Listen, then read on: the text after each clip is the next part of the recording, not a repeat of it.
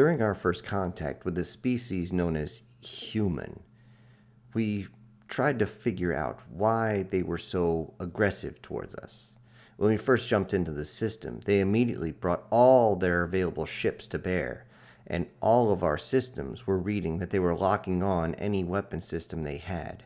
They didn't fire at first, but they sure seemed like they had intent. Our one colony ship would be no match for their combined forces. Though they only numbered approximately 24 ships, it didn't matter. Their ships could easily outflank, outmaneuver, and outfight anything we could throw at them. We went to see why they were so aggressive, so we sent our transmission. To our surprise, they returned with a simple stand down. They told us to stand down. Eventually, we had to understand what that meant was to turn off our engines and wait to be boarded. Eventually, we did. We allowed the humans to reach our ship, and when they came in with their very large personnel that loomed over us, we feared for our lives. Yet, they seemed surprisingly docile and a bit surprised looking at us. We wanted to know what was going on, and eventually, I was brought forth to their captain, who, surprisingly, again, gave us very much respect. It took a little while for our translators to actually sync up, and eventually, when we could talk to each other, he did address me as captain, and then gave his full rank and name, and everything you would expect of any type of captain around the entire galaxy. This amazed us, and we wanted to find out why they were so aggressive that they suddenly took a defensive stance when we jumped into the system. This is a simple colony ship, we said. This is nothing of threat to you. It may be one of our larger ships, but it is nothing compared to anything we could bring at you. Why would you do this? They looked confused. So you're not with the Murgaresti? No, absolutely not, we said. The Murgaresti are some of the most hated beings across the entire galaxy. They come in and immediately think war is a game, and they immediately start taking over entire planets, anything. We've lost our home planet and 2 of our colonies to them. We're restricted to a small amount of space just outside of their territory. We try what we can to make sure we don't mess with them, because they will just take us apart. The humans looked confused, but also seemed a little bit more relaxed all of a sudden. So in that case, you wouldn't mind if we kicked their ass. Why would you insert your foot onto their gluteus? My translator must be malfunctioning. I don't understand. At that point, the human then showed us a video of what had happened not 10 years, or that's in human terms. We know it as 10 solar cycles prior to us arriving. As it turns out, the Mugestri decided that they would invade this planet and this sector. Since they didn't find any other colonies, they went straight for the home planet. It was well noted that they thought of war as a game, and proudly announced that they would be playing a game against the human race. They decided they would come down and they would fight and see what they were made of. The humans thought this was going to be some sort of sparring match at first. However, it was really clear when they said, find out what humans are made of, they quite literally wanted to see if humans were easy to tear apart and or edible. Even though the Mugesti are not exactly the most carnivorous creatures out there, it is very far from saying they are completely vegetarian. And when they landed on Earth, at first humans walked up and simply stuck out a hand. We found this would be a human gesture of welcoming and friendship. But no, the Murgaresti had no interest in friendly relations. Instead, they grabbed the first human with one hand, pulled him up to eye level as the Murgaresti stood, as the humans say, 3.2 meters. And as that human screamed, the Murgaresti grabbed the human by the torso with its other appendage and ripped the arm clean off the man as he screamed and thrashed in pain, screaming all sorts of obscenities, but simply just screaming up to the heavens itself. Of course, the rest of the humans ran, and the Mergesti decided now was the time to show them their power.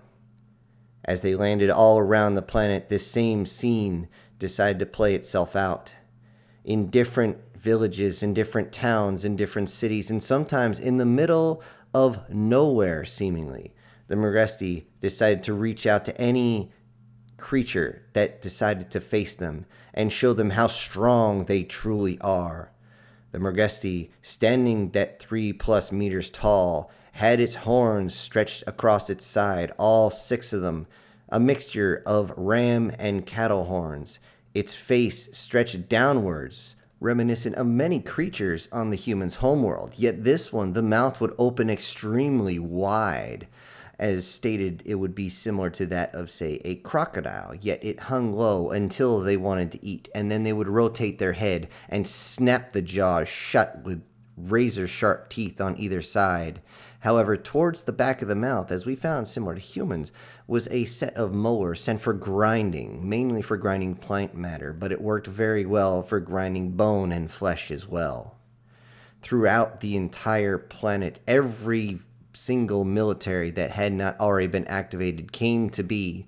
The Mergesti decided that any type of air power wouldn't matter, as they could easily outrun anything they had faced before. They moved, though very ungracefully. They did move fast, but they moved fast in one direction and could not turn very quickly. The humans found this out very, very fast, as they realized that they could simply fire their main weapons, these machine guns, and are still able to hit the Mergesti because they were not turning. The missiles that they were firing as well were having a little trouble locking onto such a small target. However, any ground attack aircraft made short work of them. The Mergesti had better luck with any type of vehicle on the ground, as they would charge in, take the hits that were coming from them, and simply jump on the vehicle and begin to tear it apart. The humans had many small vehicles, mostly wheeled vehicles, that the Mergesti would simply rip to pieces. They would grab a hold of that top turret and simply rip it off. That's if they got close. The humans, as soon as they saw one, would not wait for this big behemoth to get close, but instead they would begin to open up with their heavy weapons.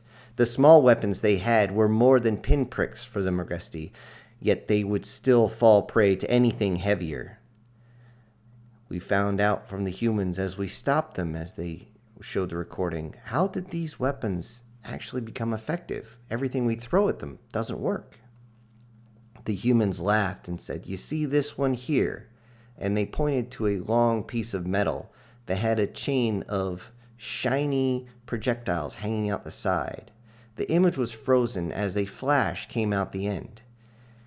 This round is designed for taking out animals, not humans. This is designed for taking out things like bear and moose, and they're a hell of a lot bigger than us. We were confused at this, but then again, looking at the size of the humans, which were easily twice our height, we realized that maybe they did need something like this. But weren't they the highest alpha predator on their planet? The commander simply looked and said, "Yeah, because of weapons like this, you should see some of the dangerous shit we got." Confused, we stopped for a second, but then he continued the different video showing how the Mergesti would try to go up to one of these humans' vehicles called a tank, and if they came at it from the front, the main gun would simply open up, and if the main gun could not get a shot, they had a smaller one on the side, which was good enough. And the Mergesti couldn't figure out why they could not get close enough to show their strength. This was supposed to be fun, a simple tear through an alien colony or homeworld, ripping everyone apart and showing their different trophies to all their brethren, to show off to the females. Look how strong, how powerful I am. We took down these creatures barehanded. Why they did not use weapons? Simple. The Mergesti were the biggest and strongest throughout the galaxy, definitely bigger than humans. If it was left up to weapons designed only to kill people, the Mergesti would have simply bowled through everyone. In the rural areas, they thought they would have a better chance, as there were no large armies or forces to fight against. As they mulled around, they realized something was off. They couldn't see what was going on and tried to rely on their sensors, but there was still something wrong. They might get a small heat trace right to the edge of their sensors, maybe. But then, suddenly, something would hit them. Something heavy, something fast, something that would go through their torso with sheer abandonment, many times piercing from one side to the other. And other times it would go inside and simply start tearing everything up. It was common to see a fire team or a squad of the Morgesti decide that they would take over an area, walk up to a house, hear a shot. But that was after one of them was hit. They couldn't figure out what was going on. Then they would hear smaller ones, sometimes bigger ones, and these would go out. And they couldn't figure out what was going on. Eventually, a certain video played. This video was of a Morgesti walking up to a domicile that was in the middle of, obviously, an agrarian sector. It was by itself, as it had watched its other brethren get hit by these projectiles that seemed to come out of nowhere. It knocked against the door with its body weight, ripping the door off, and then screamed up. We had to hear it translated, "Human, we're here to play war with you." Around the corner, a human stepped out. The human held a strange tube in its hand. Without raising the tube, the human said, "So, you boys want to play a war game with us, huh?" "Yes, war is game to us." "Oh, well, I got a game for you." He raised his tube. "Tag, you're it." And with that, a loud burst of sound came out, and the Morgesti shuddered at the hit. Then you heard a small metallic sound as the man moved his hand back and forth, and then another blast of sound came out, and again the Morgesti backed up a little bit. We couldn't see from the angle of the camera, as the camera was almost over the Morgesti's shoulder. As it began to back further out with every single shot, it went farther and farther back until it was outside the door, and then it changed to another camera, and you could see the Morgesti backing away, trying to stumble its way out as it held its torso.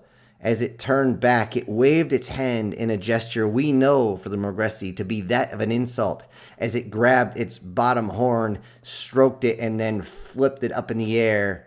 As it did, suddenly the hand disappeared. It was just gone. With that, we realized that it must have been in shock, because the beast simply moved its arm in front of its face, looking at it, looking at the hand that was now missing, and then just falling over, most likely from rapid blood loss, as we finally could see that the front torso had been torn apart by several different shells. Then another camera view. And this one was from a very shakily held camera. They watched as several of these Morgesti moved across an area, moved across a small town. And you could see from the camera there were several small, half-grown humans, all behind more metal tubes. And they watched, the one behind the camera simply telling them, "Okay, safety off. Look down, make sure you got one on your sights. Okay, finger on the trigger, easy. Careful with your breathing. Breathe in. Slowly exhale and squeeze off your shot." Bang, bang, bang, bang, bang. They all seemed to go off almost simultaneously, and you could see the camera turn violently and then stop, looking at several of the Morgesti as they are on the ground. The children, as we found out, began to laugh. And one simply turned up and said, "Daddy, how did they expect to hide from us anyway? They're bright blue." With that, the camera shut off. And we turned towards the human captain. The human captain simply addressed us. "So you see, we take it a little personal when people come knocking on our doors bringing war. So we didn't know what you was going to bring." Flabbergasted, I turned and said, So, if you can beat them, is there any chance you might be interested in teaming up? Oh, tag team against these bastards. He then turned and looked at, I'm assuming, his second in command. His second in command had this strange look on his face as the corners of his mouth turned up ever so slightly, though you could tell he was trying to keep himself as professional as possible. He simply nodded his head as he closed his eyes a little bit, then looked straight at the captain. The captain turned back. Well, if it means we can kick their furry ass one more time, I guess we could play a game of capture the flag. And when they run away, I guess we can play hide and seek, can't we? Confused, I didn't say anything, but it was obvious even to him that I was completely lost. Oh, don't worry about it. As long as you folks help us out with a little bit of tech increase, 'cause the best we got was from the ships that were left behind after we killed all them assholes, then I think we can make this happen.